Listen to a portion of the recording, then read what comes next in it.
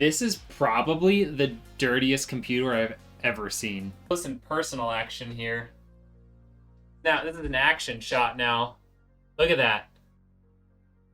Oh, yeah. Where is the power button on this thing? Oh, it's over here. The power supply is working. CPU fans are spinning. Realistically, it should work. Okay, so clearly nothing's happening here. Oh, you just want me to build a new one and forget about this thing being broken? You got it. Get our CPU in there. I feel like my entire desk just has like a sheen of dust on it now. It's great. Perfect. All right, first thing.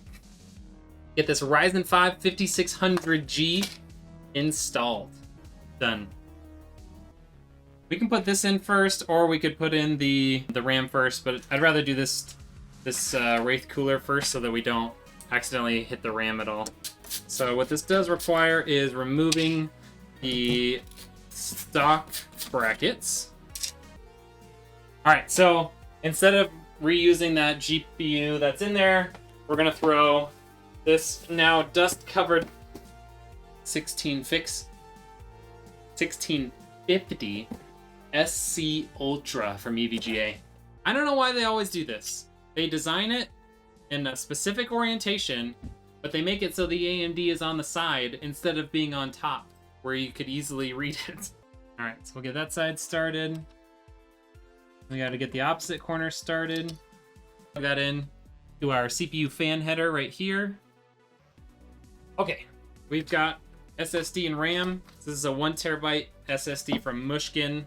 It only does, I think it does about 1800 read-write.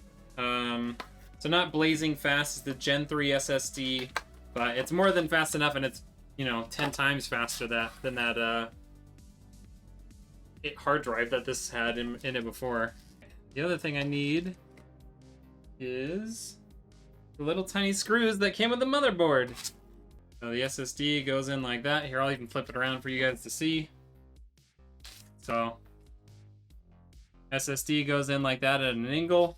Then you got to take your little screw here and you just bolt that down. And this has a little bit of little thermal pad on there, so make sure you take the plastic off, otherwise it's not really doing anything. And we'll try to remember to put this on the right way. There we go.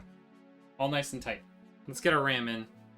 So, like I said, this is some G.Skill Ripjaws CL16 3600. They're just 2 8 gig sticks of this. Alright, so what I'm doing right now, and you guys, if you've watched this, you've heard this a million times, but I like to get all of the motherboard bolts started, and then I'll go back through and tighten them all down. Because with tolerances of some of these cases, especially the cheaper cases, you never know if everything's going to line up perfectly, or if you're going to have to kind of shift stuff around to make sure that you can get all the bolts in.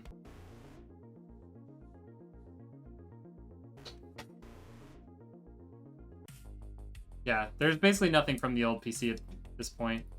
We couldn't get it to boot, and we had raised enough money to pretty much replace it. Okay.